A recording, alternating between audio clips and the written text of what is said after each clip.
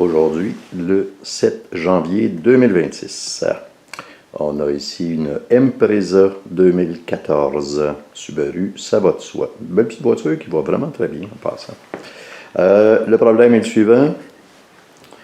Lorsque le moteur est froid, il n'y a aucun problème. Lorsque le moteur est chaud, là, à ce moment-là, démarrage très difficile, ça zigonne longtemps avant de démarrer. Et Geneviève, la propriétaire, m'a demandé de regarder ceci. Donc, les hypothèses. Essence, feu ou mauvais timing. Essence, pas de problème parce que je suis revenu de Trois-Rivières avec et elle roule très bien une fois qu'elle a démarré. Donc, pompe à essence, un injecteur qui serait un peu mollasson, très improbable. Possible, mais improbable. Deuxième possibilité, le feu, effectivement, l'allumage se fait bien puisque j'ai roulé à toutes les vitesses en m'en venant de 90 à 115 et il n'y a pas de problème. Donc, l'autre hypothèse est la suivante. L'autre hypothèse, c'est une question de timing. Ce qui fait en sorte qu'on synchronise le haut du moteur et le bas du moteur, c'est-à-dire le bloc, les pistons, avec les valves, c'est tout simplement des capteurs de position. On a ici capteur de position du cam de la tête de gauche, capteur de position de la tête de droite, c'est la même chose, les deux capteurs sont identiques, et quelque part, en dessous, ici, il y a le capteur pour la position du vilebrequin, communément appelé le crank. En temps normal, voici la forme des signaux qui sont envoyés à partir des capteurs, le capteur du vilebrequin et les deux capteurs du cam, des cams, cam gauche, cam droite. Et normalement, ces signaux-ci représentent ce que l'ordinateur de bord reçoit. Donc, pour être en mesure de mesurer ceci, je n'ai pas le choix. Mon lecteur OBD2 n'y arrive pas, donc je vais utiliser un oscilloscope.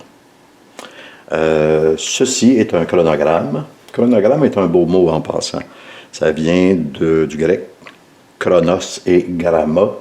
Gramma, c'est un mot ou une écriture, et chronos, c'est le temps, donc c'est écrire le temps.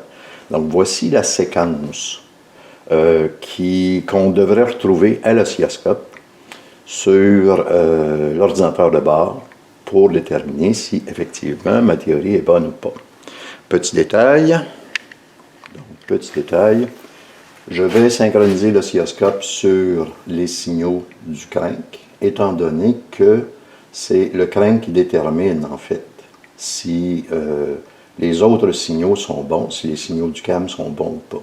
Donc ce qu'on voit ici comme étant 2, c'est lorsque le crank est en position cylindre numéro 3 ou numéro 4, et ce qu'on indique ici, c'est la position des cylindres 1 et 2 lorsqu'ils sont chacun à leur point mort. Et le reste, donc je vais me fier à ceci. Je vais me fier à ceci pour essayer de retrouver la séquence telle qu'indiquée là-dessus avec l'ordre d'allumage. En deuxième lieu, ou deuxièmement, ce qu'on retrouve ici, c'est potentiellement un capteur de cam fautif, dans ce cas-ci le capteur de cam de droite, qui donne justement des mesures erronées ou erratiques, qui fait en sorte que la séquence d'allumage n'est plus la bonne. Et ça expliquerait beaucoup de choses, parce que lorsque le démarrage est difficile, il y a une forte odeur d'essence qui émane de la voiture, donc il y a de l'essence, mais cette essence-là n'est pas brûlée. Donc voilà. Donc, ce que je représente ici, c'est l'intérieur de la voiture. Une fois que le coffre à gants a été enlevé, là maintenant, il faut enlever cette moulure-là. Sur quelques vis, on en voit une ici. Bon, il y en a là. Il semble y en avoir en bas. Pourquoi enlever ceci? Tout simplement parce que l'ordinateur de bord est placé derrière le ECM ou le ECU, Engine Control Unit, ou Engine Control Module. Donc, et à partir de ça, ben, je vais pouvoir aller capter les signaux en temps réel lorsque la voiture va rouler. Donc, je vais aller placer mon oscilloscope, les sondes de l'oscilloscope, directement sur l'arrière du connecteur, ce qui va me permettre de voir les signaux, effectivement. Donc, dans un premier temps, j'enlève ceci. Dans un deuxième temps, je localise le bon connecteur. Voilà.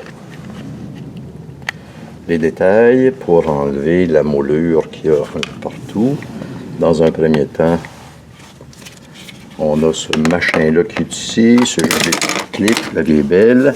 La surprise, c'est qu'il faut la moulure qui vient de tomber ici, il faut l'enlever, ça s'enlève bien. C'est juste des espèces de petites clips. Et il nous reste juste là une petite vis bien cachée en dessous qui empêche d'enlever tout le reste. C'est fait. Une fois le support de coffre à gants enlevé, là, à ce moment-là, à mon avis, mais ça je vais aller vérifier, le connecteur qui amène les signaux dont j'ai besoin, que je veux vérifier à l'ordinateur de bord sont ici, à mon avis, parce qu'il y en a 4 de ces connecteurs-là sur l'ordinateur de bord. Donc, il va falloir que je le baisse. Ça va assez bien. Je vais essayer d'éclairer.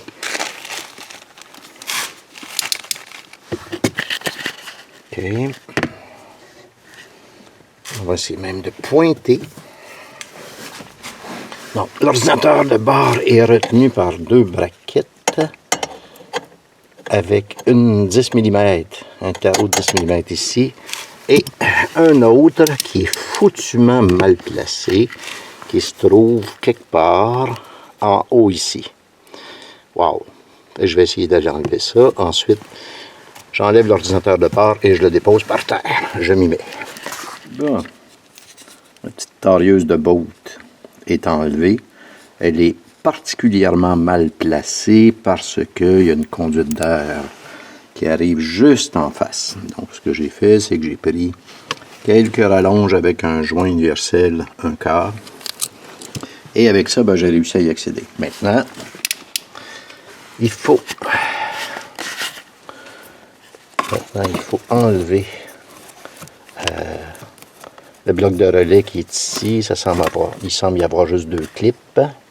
Donc, je le fais. Et ensuite, ben, je sais enlever ceci, maintenant que le support, les bouts de support sont enlevés, et de le coucher pour être capable d'accéder. Mais avant de faire ceci, parce que je vais avoir des connecteurs à déconnecter, du genre là, je vais aller déconnecter la batterie, la borne négative de la batterie, pour être sûr que, parce que là c'est assez critique ces choses-là, donc pour être sûr que je ne fasse pas sauter un port de sortie sur l'ordinateur de bord. Geneviève aimerait vraiment pas ça. Je m'y mets. Donc, une fois l'ordinateur de bord enlevé, bon, on remarque effectivement, du côté ordinateur de bord, il n'y a aucune couleur distinctive, pas de lettres, absolument rien.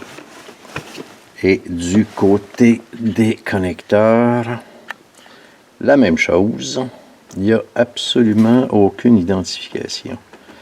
Donc, normalement, il faut que j'aille me connecter sur... Bon, les connecteurs sont appelés, selon le manuel de service, ABCD.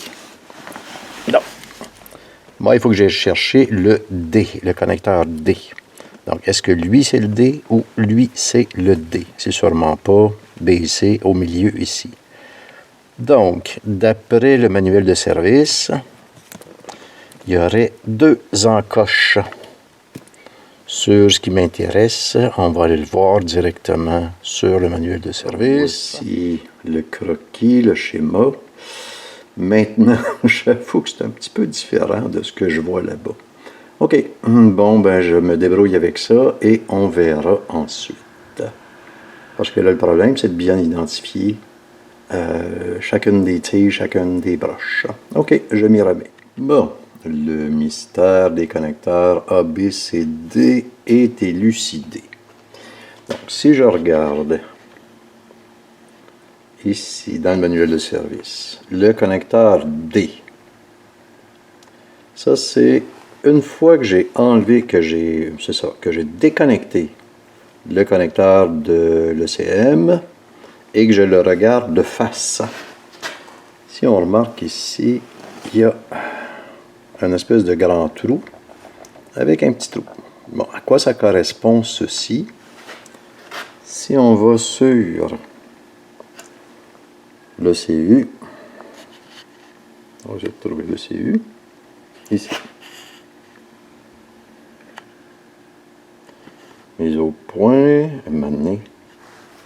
Donc, ça correspond à ceci. Grand trou, petit trou. Donc, et on remarque qu'il y a juste ici une rangée de connecteurs, plus la rangée principale du haut. En comparaison, pour vérifier, on va aller voir, admettons, ici. Ça, c'est le connecteur B. Deux espèces de trous où il n'y a pas de tige, il n'y a pas de broche. Et ça correspond ici au connecteur B de la même façon. Bon. Donc, les connecteurs sont bien. Les connecteurs vont bien dans les réceptacles A, B, C et D. Maintenant, il va rester à brancher l'oscilloscope et à voir de quoi ont l'air les différents signaux. Ben, c'est déjà une partie intéressante qui est faite, ça. OK, fin de la partie.